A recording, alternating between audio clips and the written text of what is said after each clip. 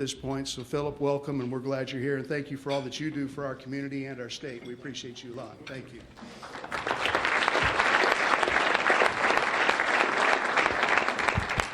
Thank you, Bob. Fellow Rotarians, it is my honor to introduce our speaker today. But first, I would like to acknowledge several guests we have with us today. First, my wife, Marianne Taldo, daughters Sarah Brothers, Amelia Williams, grandchildren Cole Brothers, Ashlyn Grace Brothers, and son-in-law Zach Brothers.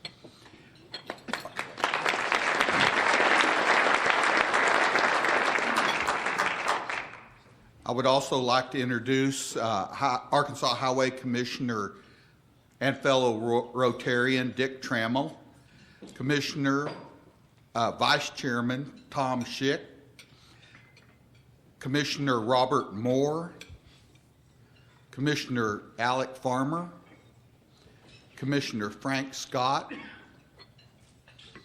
Director Scott Bennett, Deputy Director and Chief Operating Officer Emmanuel Banks, Assistant Chief of Administration Randy Ort. I think I skipped somebody. Lori to yes. I had that on my original, but it's not on this one. I apologize.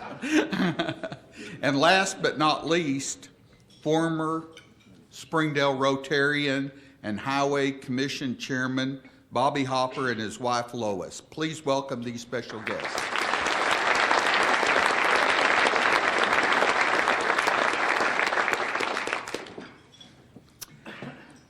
Asa Hutchinson was sworn in the 46th governor of Arkansas in January 2015 and immediately set in motion his plan to bring more jobs and economic growth to his native state. Governor Hutchinson kept a major campaign promise by working to pass the biggest income tax rate cut in state history. His initiative to require computer coding classes in every public high school makes Arkansas a national leader and signals to business everywhere that our students will be prepared for the 21st century in economy. In addition, the governor's emphasis on government efficiencies, including a hiring freeze instituted on his first day, have resulted in taxpayer savings and better focused state services. Before being elected governor, Asa Hutchinson served as director of the Drug Enforcement Administration and as the first undersecretary of the Department of Homeland Security. Voters in Arkansas 3rd District also elected him to Congress 3 times. A graduate of the University of Arkansas Law School, Asa Hutchinson, at age 31, was appointed by President Reagan as the nation's youngest U.S. attorney. He is a graduate of Springdale High School and played football as a Springdale Bulldog under Coach Gerald Williams. He and his wife, Susan,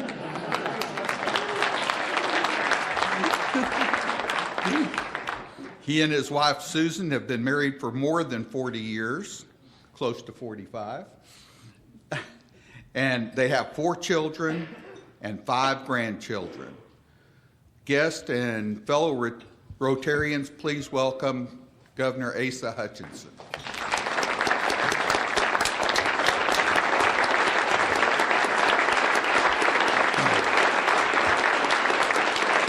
Thank you. Thank you, Philip, for the introduction and for bringing so many great folks across Arkansas here to the Rotary Club today. And so I want to join in welcoming you. It's also special for me to be here because Springdale is where I went to high school. I have an affection for it. Mayor, good to see you. And it's always good to be home here. And secondly, I got to spend a night in my own bed last night in my home in Rogers. And so I want you to know I got there and I built a fire and I decorated the Christmas tree. So I am in the Christmas spirit today. But it is always wonderful to be here, and I'm grateful to Rotary. I've been a Rotary Paul Harris Fellow for a number of years, and I know how much work Rotary does internationally, and I'm grateful for your leadership.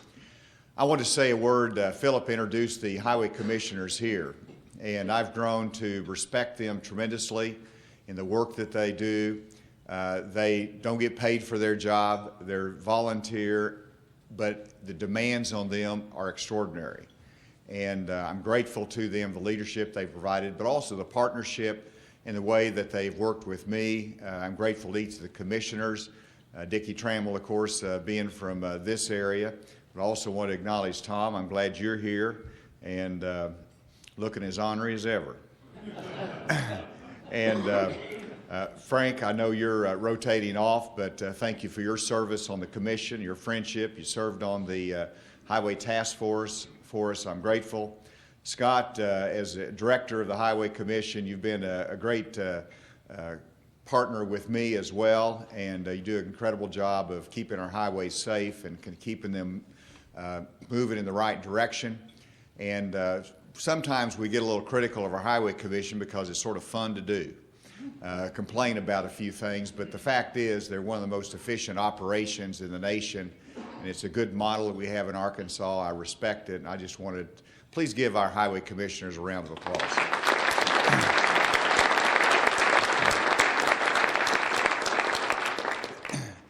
And it's probably the least kept secret in the world, but we have, because Frank Scott is rotating off of the commission, there's a vacancy. And this is an at-large position. The Highway Commission is structured so that it's actually based upon some very old congressional districts that you appoint them based upon a geography, but we have one at-large position as well. And so I am pleased to announce today that the next appointment to the Arkansas Highway Commission will be Philip Taldo from Springdale.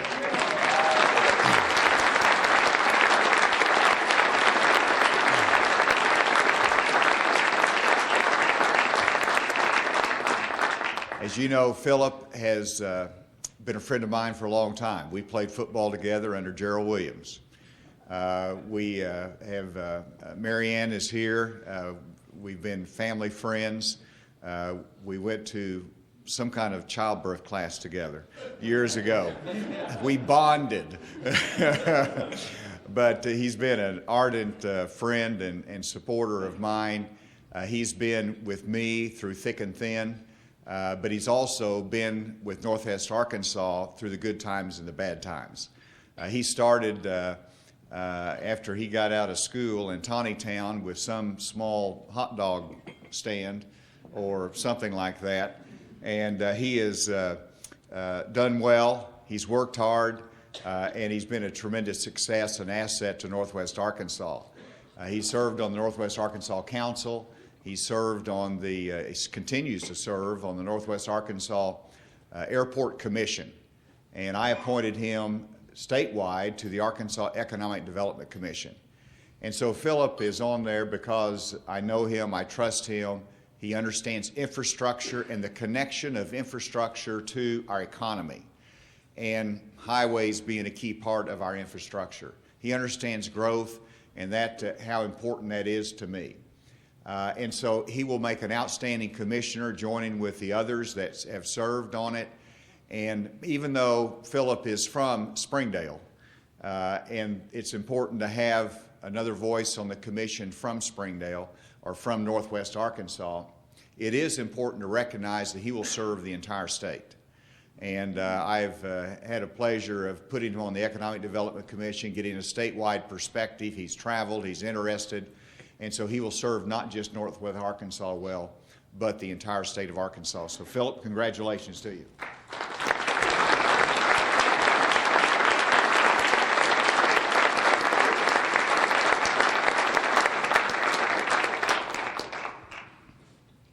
Now, with that announcement, which is the news today, I also have an opportunity to continue my talk. I want to talk a little bit about what's ahead in the state of Arkansas, some of the things that we've done, and what the future holds in the next legislative session. And I think we've, first of all, should recognize we've done some really good things in Arkansas. Sometimes it's good just to stand back and reflect on some of the things that have been accomplished in this state and how we have a lot of momentum. And much of the momentum comes from Northwest Arkansas, but statewide, we have a lot of strength, economic growth that we ought to rejoice in. Since I became governor almost 2 years ago, we have created 56,000 jobs here in Arkansas. Now, I'd like to take credit for that, but everybody out here knows it's the entrepreneurs, it's the private sector, it's driving the economy that gives us that success. But 56,000 jobs have been created, and the state does partner in our economic development work in accomplishing that objective. We have a 4% unemployment rate in Arkansas. We got down to a 3.8% unemployment rate, which is the lowest unemployment rate in the recorded history of Arkansas. And so people are working. They like what they're seeing. There's some momentum in the private sector. We had a $100 million income tax cut. And let me emphasize that was narrowed to the middle class. Those making between $20,000 and $75,000 got the first segment of our tax cut of $100 million. And even with that tax cut, if you look at our revenue reports show that net individual income tax collections are higher than they used to be before the cut. And what does that say? That whenever you put money in individuals' pockets, they will spend it in their local community, they will buy tires, they will travel, and that investment helps us to grow. And so my goal as governor is to make sure that the private sector of our economy grows faster than the government sector of our economy. And we're succeeding in that effort. We're leading the nation in computer science education. I see Dr. Jim Rollins here, who before I even came on the scene was leading Springdale in technology. But I remember when he was there at our first news conference and said, we're going to mandate computer coding to be taught in every high school in Arkansas. He thought it was a good idea then. They've led in it in their school district here. But statewide, we have been recognized nationally as leading the nation in computer science education. And I like being number one. My goal was ultimately to get to 6,000 kids taking computer coding. Right now, we have over 5,000.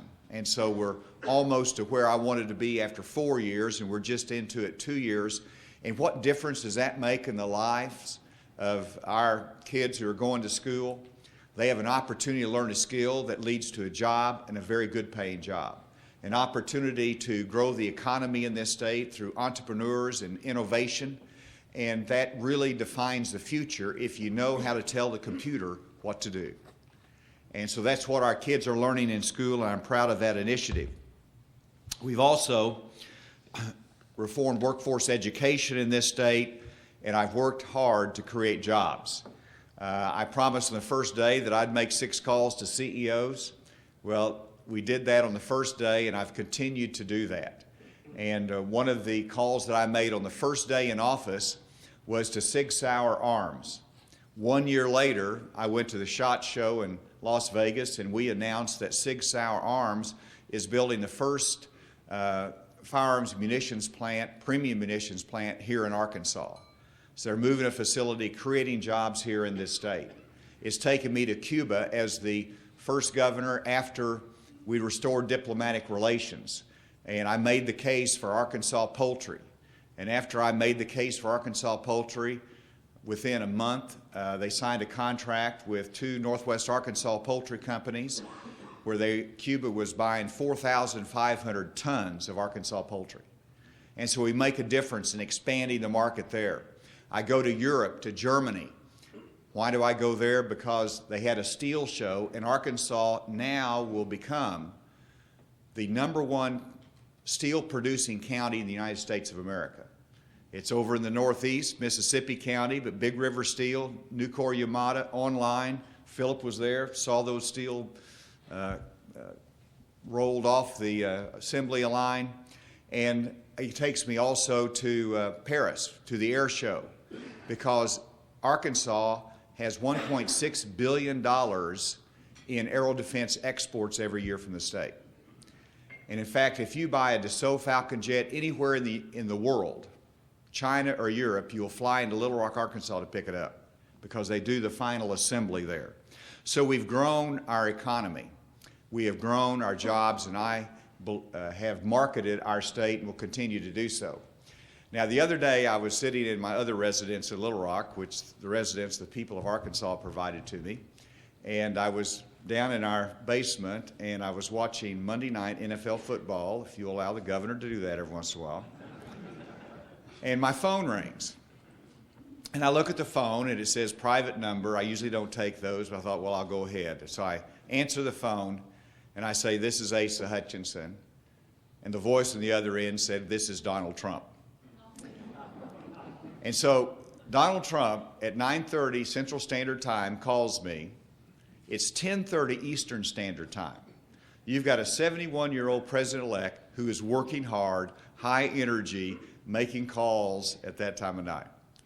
And he was engaged, he was excited, he was talking about all that he wants to do in his administration, getting my thoughts on some of the transition. But it also gave me the opportunity to talk about what's important in Arkansas. And so I talked a little bit about our health care, but I also talked about the importance of China. And he sat there and listened, and I said, China is investing $1 billion in South Arkansas in a state-of-the-art bioproducts mill. It's going to create 250 jobs, 1,000 jobs during the construction. It's going to be a real boost to our timber industry in South Arkansas.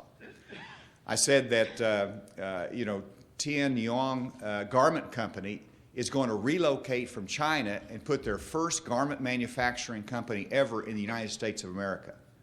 And it's going to be in Arkansas. It's going to create 400 jobs at $16 an hour. And we have more opportunities even beyond that. And so it gave me the chance to say that not only is Walmart's presence in China very important, and Tyson's presence in China very important to us, but they are reinvesting here in our market because of the logistics advantage that we have, centrally located, the fact that they have access to the U.S. market, and because their cost of production is going up and they have a more sophisticated economy that they're developing. And so I am hopeful, and I believe that he's going to be a very tough negotiator when it comes to trade, and we need that. But he also understands that the global trade is important to a state like Arkansas, and I'll continue to be that voice with him. But it was a good call. He's going to be an interesting president, but I think he will do well for our economy. So stay tuned on that. I also want to recognize the legislature that's here. We got some newly elected members. We've got some old hats. We got a new senator that's here. We've got one that's going out that served us from this area. And I want to thank you for what you all do and the great partners with us. We're going to have a session coming up, and it gives me an opportunity today to make my case on a couple of issues that are going to be coming up in the session that begins, I think, January 9th. And we have a mature party, we have a mature state. We're going to have disagreements from time to time, but we're all trying to move the ball forward to grow our economy. And one of the things that's been a goal of mine is to increase education attainment in this state. Right now, if you look at our high school graduates, only about 43% go on to a post-high school degree or certificate. And that is not high enough. So we set a goal by 2025, I believe it is, to move that attainment from 43% to 60%. Now, how do you get that to happen in a state like Arkansas? Well, first of all, you do it by continuing to improve them at the secondary level, but to give them increased opportunity to get those certificates, the 2-year college degrees, and to move on into a 4-year college degree program if that is what they wish. And so I have announced that 2 things related to higher education. First of all, we're going to have a new higher education funding formula, if the legislature passes it, of course. And right now we have a funding formula that is simply based upon how many students enroll. That's not a good model. We want to measure not how many students enroll, but how many students progress. How many students move up and get the hours and move toward a certificate or a degree. That's what we want to measure, and that's what we want to incentivize with higher education as well as with efficiency. And so I will be presenting to the legislature a new higher ed funding formula that emphasizes those outcomes, progression for the students, progress, and efficiency in higher education. That will help us to utilize and streamline our resources to get the biggest impact for the dollars that we invest. Part of that also will be that I have pledged the first increase in probably a decade into higher education by putting $10 million into higher education if this funding formula is adopted. And so it incentivizes them to that good behavior, that increased outcome. Secondly, I want to enhance the opportunity of students that they feel totally comfortable that they will have 100% tuition and mandatory fees paid by the state of Arkansas if they want to go and get a 2-year degree from a 2-year college or a technical degree. So it will be fully paid by the state of Arkansas. Now we're taking 2 existing scholarship programs and that have only had a limited amount of effectiveness, taking those scholarship programs, that money, and put it into the new Our Futures grant program. And it's different, though. We're not just giving them money to go to school. We're saying, first of all, we expect that you go and major in a high-need, high-pay field of study. And so if you want to study the humanities, this is not going to cover you. But if you want to go and get a computer science degree, or if you want to go get a welding certificate or some other high-need area, then we'll pay 100% of your tuition costs and mandatory fees on the condition that the 2-year college puts in a mentoring program to stand alongside that student to help them progress through college. And then the final point is that they need to stay in Arkansas for 3 years. So that's a new initiative, our Futures grant program, that we hope that you'll be supportive of. I think it'll be very successful for our state.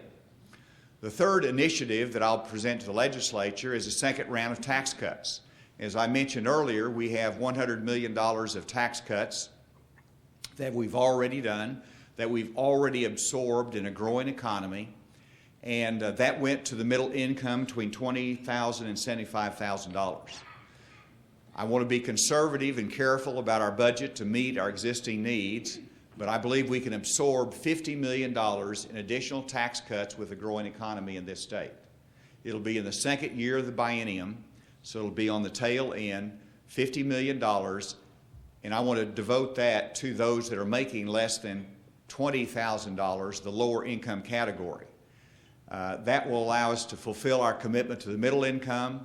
We will fulfill our commitment to reducing the rates on the lower income, and then I recognize that we got to come back later and start chipping away on the higher income, because those are job creators that we need to encourage them and reduce those rates. My ultimate goal is to reduce the rate of income tax in Arkansas so that we can be competitive with our surrounding states.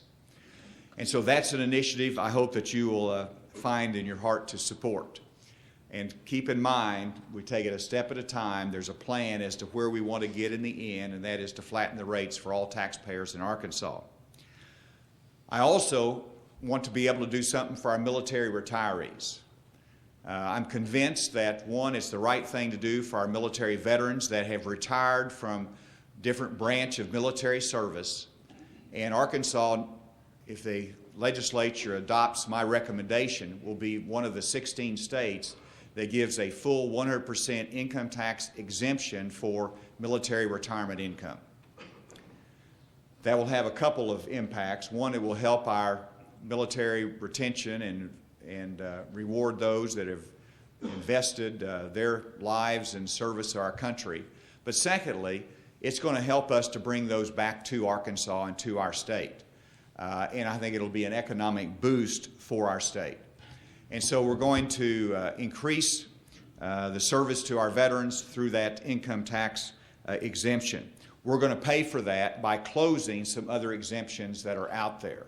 And so we're going to pay for that. It's not going to be out of the bottom line. We're going to absorb $50 million, and we're also going to be able to do that because we're going to close some other exemptions. I'll need the support of the legislature on that as well. Those are just a couple of the items. I'm going to announce tomorrow the full agenda that I have for the legislature, and I recognize they've got their own agenda.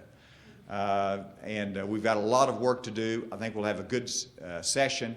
My focus continues to be the economic growth of this state, because if you grow your economy, then you're going to solve the challenges of education. You're going to have more money for your highways. You're going to have more money for public safety as well. That's my objective. That's my focus. That's what I'll continue to emphasize as the priority in the future. Now, I happen to note, and I'll end on this, that Arkansas Razorbacks beat Texas. I thought that was a good thing. And it reminded me of a good historical story.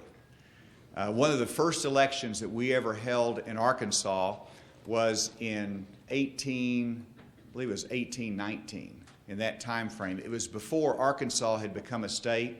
We were a territory, and we were electing our first congressional representative from the territory of Arkansas. And we didn't even have Little Rock established as a capital yet, and so the election was held in Arkansas Post. And only 1,400 people from the whole state or territory cast their vote in that election. And a gentleman by the name of James Bates won that election by 70 votes over a gentleman by the name of Stephen F. Austin. And so, Stephen F. Austin then, yes, he was the same one that left Arkansas after that, losing that election, went to Louisiana, and then went to Texas to found the Republic of Texas. And so the moral of the story is, if you can't win in Arkansas, go to Texas. Thank you all very much.